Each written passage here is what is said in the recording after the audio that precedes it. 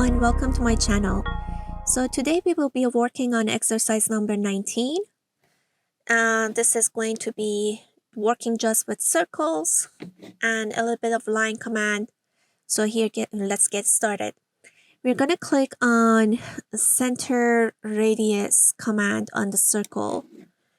Click somewhere on the screen and we need the radius of the circle should be 39.5.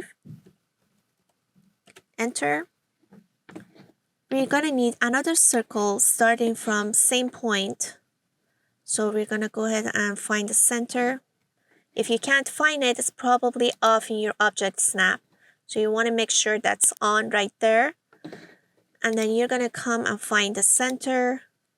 And now you're going to type radius of 15.5.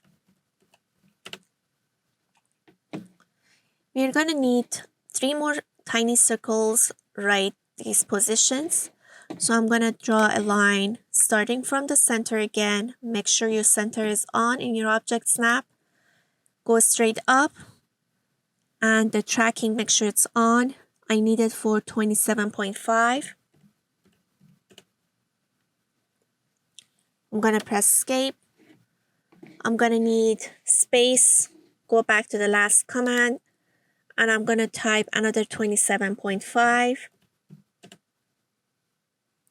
Escape. Press space again. I'm going to come down 27.5.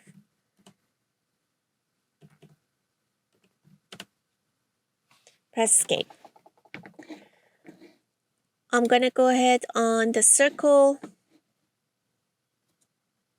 radius, and I need a radius of 5. Press space, go back to the last command, radius 5, space, click here, radius of 5, enter. Delete these lines because I don't need them anymore.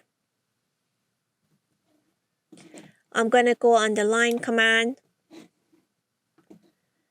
And I'm going to find the quadrant and I'm going to connect it directly here. Straight up.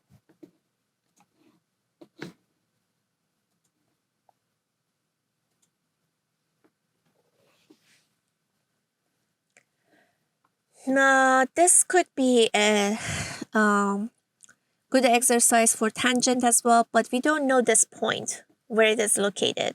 And we won't be able to get that point if we use a tangent line.